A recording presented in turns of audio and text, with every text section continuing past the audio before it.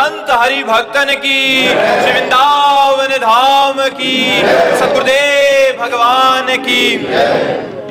शिवम जी हरियाणा से। राधे राधे महाराज। राधे राधे महाराज जी। महाराज जी, राधा कृष्ण के नाम में इतना बल है कि सब कुछ मिल जाता है, लेकिन नाम जप करते वक्त मन में असली प्रेम और अनुभव कैसे जगाएं? और नाम जप करते वक्त इसी से हो जाएगा, सब इसी से ठीक हो जाएगा। प्रेम मूल यह नाम है, अगर जड़ मिल गई सब मिल जाएगा ना। मूल माने होता जड़, प्रेम की जड़ क्या है? नाम। अगर हम राधा कृष्ण राधा कृष्ण राधा कृष्ण, तो इससे प्रेम भी प्राप्त हो जाएगा। और जब मन को प्रेम आनंद मिलेगा तो विषय आनंद में जाएगा नहीं, उसका भटकना बंद हो जाएगा। हमारा सारा प्रयास होना चाहिए हर समय नाम का सुमिरन करने का। वो नाम जैसे हम दवा खाते हैं और विश्वास करते हैं कि इससे हमारा रोग ठीक हो जाएगा। महीना भर खाया, थोड़ा भी फायदा नहीं हुआ, फिर भी डॉक्टर कहता है यही दवा खाओ ठीक हो जाओगे, फिर भी हम खाते हैं और कालांतर में हम ठीक हो जाते हैं। तो ये नाम है। अब जैसे हम सोचे कि 2 4 10 दिन, महीना 2 महीना 4 महीना जपे हमारा मन निष्काम हो जाए, ऐसा नहीं। भगवान की माया के द्वारा बनाए हुए जो दोष है, कि जब तक भगवान का दर्शन नहीं हो जाता तब तक ये घसीट सकते हैं। मतलब 10-5 वर्ष भी भजन करो तो एक कम हो जाएंगे, नष्ट नहीं होंगे। भगवान मिल गए तब ये बात हो गई कि अब नहीं गिरा सकता, नहीं तो माया का आकर्षण बहुत प्रबल है। तो नाम जप करने से उसका आकर्षण कटता है। धीरे धीरे धीरे धीरे धीरे धीरे जब प्रेम प्रकट होता है तब और कुछ अच्छा ही नहीं लगता है, सब नष्ट हो जाता है।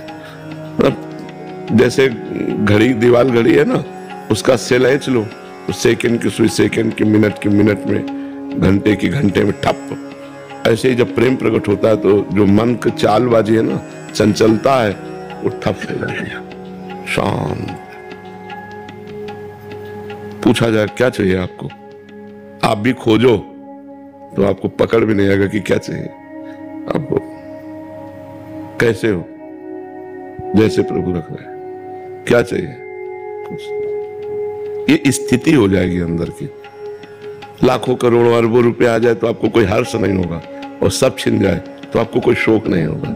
लाखों लोग प्रणाम कर रहे हैं तो आपको कोई सम्मान नहीं प्रतीत होगा, और लाखों लोग निंदा कर रहे हैं तो आपको कुछ बुरा नहीं लगेगा। ऐसी स्थिति आ जाती है, पर ये सब भजन करने से आती है। अब जैसे हमारे पाप हैं 500 ग्राम, हमारा भजन है 25 ग्राम, तो कैसे असर, कैसे हमें समझ में आएगा?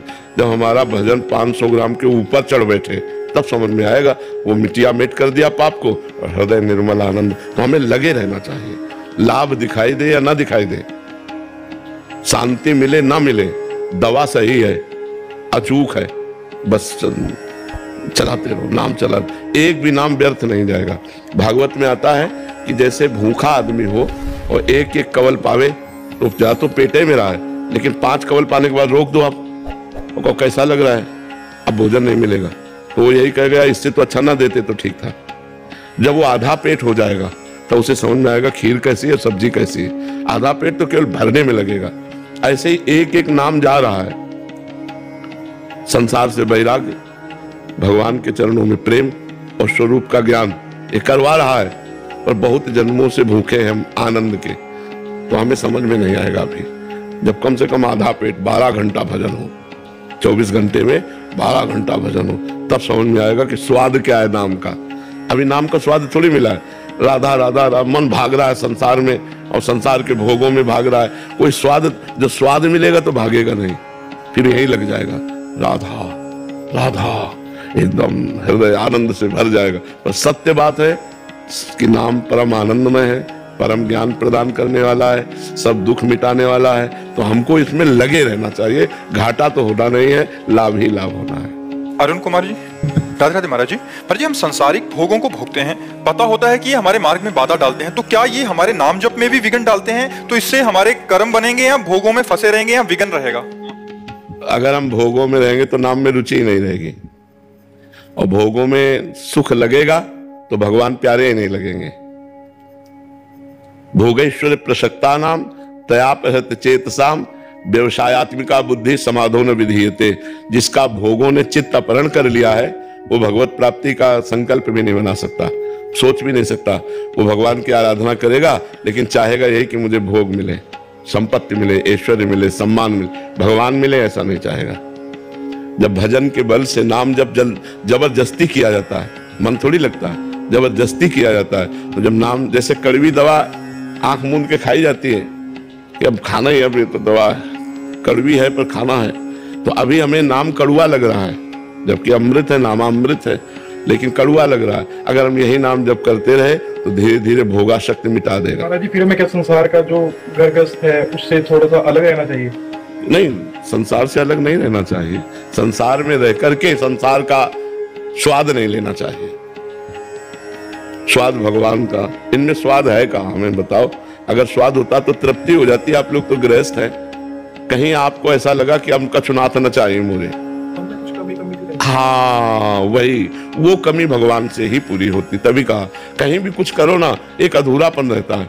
और मन हमको दिखाता है कि इस वस्तु में नहीं, इस वस्तु से शायद, इस व्यक्ति से नहीं, शायद इस व्यक्ति से। मन हमको गलत रास्ते में ले जाकर भटकाता रहता है, और बाद में जब एकांत बैठते हैं तो फिर वही तृष्णा, फिर वही भोग। तो चूंकि इसमें सार वस्तु नहीं है, इसलिए हम भटकते रहते हैं। अगर भगवान से हमारा चित्त जुड़ जाए तो ठोस वस्तु आ जाए। महाराज जी, हर टाइम हैरानी परेशानी सी रहती है उसके नाम जप। जब तक हम नाम जप नहीं करेंगे तो ये है जो हमें चंचलता मन की परेशान करती है ना, वो तब तक रह जाएगी। ये सारा खेल मन का, चिंता, भय, शोक, उद्विग्नता, ये मन ही पैदा करता है जब भगवान से विमुख होता है। और भगवान के सम्मुख जब होता है तो निर्भय, निश्चिंत, निशोक एक आनंद आता है। तो नाम जप में कोई बाधा भी नहीं है, कोई पैसा भी नहीं खर्चा हो ना, और ऐसा नहीं कि इसमें कोई दिखावा हो। आप अंदर अंदर नाम जप करते रहो, अपने काम करते रहो। जब बात करना है तो भगवान को, हाँ बिल्कुल, हम सबसे प्रार्थना करते हैं कि नाम जप करो, इससे बहुत लाभ आपको मिलेगा। आपके पाप नष्ट होंगे, आपको आगे सुख मिलेगा। आप देख लेना, माना भारी विपत्ति आने वाली है, सबके जीवन में आएगी। आज तुम सुखी हो तो कल दुखी होना पड़ेगा, आज तुम दुखी हो तो कल सुख आएगा। ऐसा क्रम है माया का। तो सुख स्थायी नहीं है। जैसे रात है तो दिन आएगा, दिन है तो रात आएगी।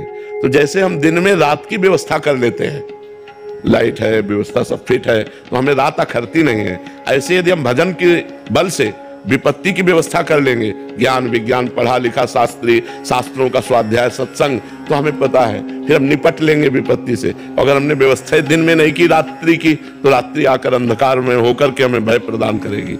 इसलिए सुख के समय हम भगवान का इतना सुमिरन करें कि हम दुख से निपट पावें, क्योंकि आएगा दुख, सबके जीवन में आता है। जब भगवान राम और भगवान कृष्ण के जीवन में आया, जो अवतार थे, तो हम तुम तो मनुष्य हैं, हमारे तुम्हारे जीवन में तो आएगा ही आएगा। नैतिक गुप्ता जी अजमेर से, राधे राधे महाराज जी, आपके चरणों में कोटि कोटि प्रणाम। महाराज जी, मेरा सवाल है कि आपने बताया था कि षड विकार, काम, क्रोध, लोभ, मोह, मद मत्सर रूपी पेड़ की जड़ कट जाने के बाद भी कुछ दिन तक हरे भरे से प्रतीत होते हैं। प्रभु, ये कैसे पता चले कि इनकी जड़ें कमजोर हो चुकी हैं या कट चुकी हैं? जब हमारे हृदय में स्फुरणा मात्र हो, संकल्प न बनने पावे, क्रिया ना होने पावे, और भगवान का भजन साथ में चलता हो, समझे भी इनकी सत्ता नहीं रह गई। अगर भजन नहीं चल रहा तो फिर भजन चल रहा है और काम की स्फुरणा हो रही, तो इनकी जड़ें कट गई हैं, अब ये नष्ट हो जाएंगे। और भजन नहीं चल रहा तो फिर वो षड विकार तो मायाकृत है, वो फिर अपना प्रभाव दिखाते रहेंगे। तो जैसे बड़े पेड़ हो, उखड़ जाए तो महीनों हरा भरा दिखता है, तो हम भगवान की शरण में हो गए। अब विकारों की जड़ तो उखड़ गई है और हरे भरे दिखते, आकर्षण होता रहेगा जब तक भगवत प्राप्ति नहीं हो जाएगी।